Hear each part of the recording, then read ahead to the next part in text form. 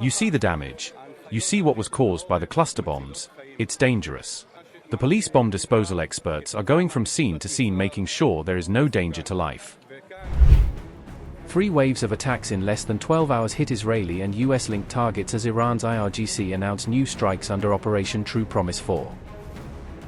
Iran says it unleashed waves 50, 51, and 52 using missiles and drones against its adversaries, as part of a sustained retaliatory campaign. Is Israel's missile defense network facing renewed strain as repeated Iranian barrages continue unabated?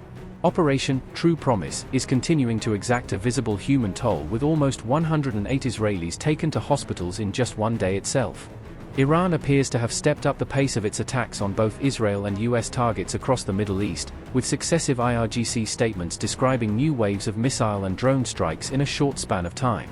In less than 12 hours, Iran was reported to have launched at least 3 waves of attacks aimed at Israel and multiple US bases in the region, according to statements and coverage tied to Operation True Promise 4. The IRGC said it fired several missiles and drones in waves 50, 51, and 52 of Operation True Promise 4, presenting the attacks as part of a sustained retaliatory campaign against American and Israeli targets. Iran's 50th wave also appeared to focus on tracking US soldiers in the region, with IRGC-linked statements saying its drones were identifying the hiding places of American personnel for possible precision targeting.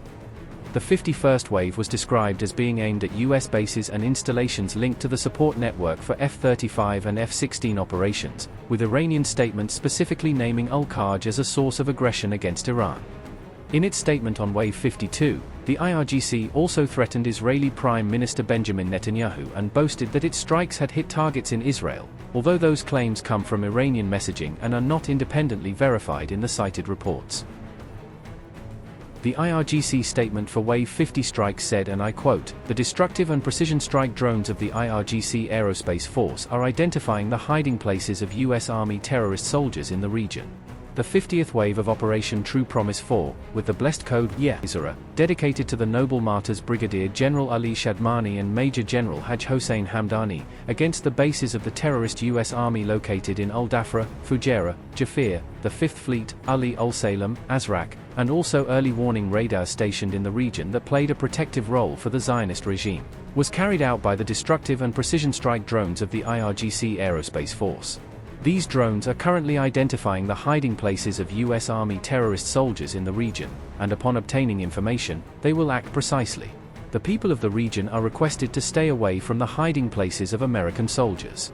Unquote. The IRGC statement for Wave 51 strikes said, and I quote, "Wave 51 was carried out against the source of equipment for the F-35 and F-16 fighter jets of the American terrorist regime. Wave 51 of Operation True Promise 4 was carried out with the sacred code name, Ali ibn Musa al-Rida, peace be upon him, seeking help from the eternal essence of Allah the Almighty, and with the good prayers of the noble nation of Islamic Iran by launching a combined attack of liquid and solid-fueled missiles against the forces of the American terrorist army at Al-Kharj base as the source of aggression against the Islamic homeland. This base is the source of equipment for the F-35 and F-16 fighter jets of the American terrorist regime, and it is the location for refueling aircraft and the main base for American AWACS. This wave is dedicated to Major General Martyr Abolghasem Babian and his martyred wife." Unquote. The IRGC statement for Wave 52 strikes said, and I quote, "The targets of the criminal American Zionist terrorists were destroyed in the first round of vengeance for the blood of the oppressed martyr workers of the industrial towns of Iran. This was achieved through a combined operation by the IRGC forces in the 52 wave of the True Promise 4 operation, under the sacred code name, Zainab al-Kubra, peace be upon her, with power and intensity, hitting positions in the occupied territories and 3 American bases in the region. The continuous sound of ambulance sirens and the admission by Zionist institutions regarding the increasing number of dead and wounded following this effective Iranian operation revealed the depth of the strike by the heavy missiles of the IRGC on the industrial sectors of Tel Aviv. The industrial sectors and the gathering centers of American forces in the 3 airbases of Harir in Erbil and the bases of Ali Al-Salem and Arifjan were also destroyed by powerful Iranian missiles and drones. The unknown fate of the criminal Zionist Prime Minister and the possibility of him and his family being killed or fleeing the occupied territories reveal the crisis and instability of the Zionists. If this child-killing criminal is alive, we will continue to pursue and kill him." Unquote. Following these statements, Bahrain's Interior Ministry said sirens were sounded on March 15, signaling a fresh state of alarm as the Gulf remained on edge over the expanding regional conflict. Bahrain's authorities urged residents to stay calm and move immediately to the nearest safe location, showing that officials were trying to manage public safety while the threat environment remained volatile. Saudi Arabia also said it intercepted and destroyed drones over Riyadh and the eastern region, with Al Jazeera reporting repeated air defense activity as the kingdom faced incoming threats linked to the wider war. The Kuwaiti National Guard also claimed it had downed 5 UAVs in the past 24 hours, according to Al Jazeera, highlighting how the conflict has continued to spill over into multiple Gulf states. Amid these attacks, the U.S. State Department ordered non-emergency government employees and their family members to leave Oman, citing safety risks as the regional security situation kept deteriorating. Meanwhile, cars were burned and one vehicle was overturned in the Tel Aviv area after a wave of Iranian missiles struck central Israel, leaving visible destruction on the ground after the barrage. A local police official said 3 people were lightly wounded, while buildings also suffered damage in the same attack, underscoring the continuing civilian impact of the missile war inside Israel. As a result of the missile impact, it caused fire on several vehicles and damages to several buildings. Together with the forces of the Home Front Command, the Magen David Adams Service and the security forces at this stage, we found that 3 people were lightly wounded. At the moment, we are working to inspect inside the buildings to see that there are no one trapped inside and, of course, sealing of the scene. At around 2:30 a.m., there was a siren of a bomb that warned us to go to the bomb shelters. We went to the bomb shelters. We slept there. Then I heard a big boom. Something is not normal. Then after when we got out of the bomb shelter, I checked my phone and I've seen, that shrapnel fell in my city in Holon. Then I went with my bicycle. I went with my bicycle to here, along here, then suddenly saw a car flipped, burning. Fire extinguisher were used on the car to light it down.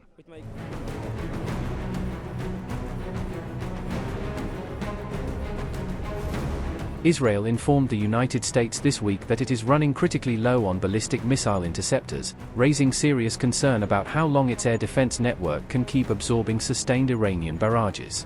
This warning came as the war with Iran continued, with Semaphore reporting, based on U.S. officials familiar with the matter, that Israel's interceptor stockpile is now under heavy strain. The same reporting said Washington had known for months that Israel's interceptor inventory was already low, while U.S. officials stressed that America's own supplies remained sufficient for its military requirements in the region. It's something we expected and anticipated, a U.S. official was quoted as saying in reporting that echoed the prior American awareness of Israel's worsening interceptor shortage.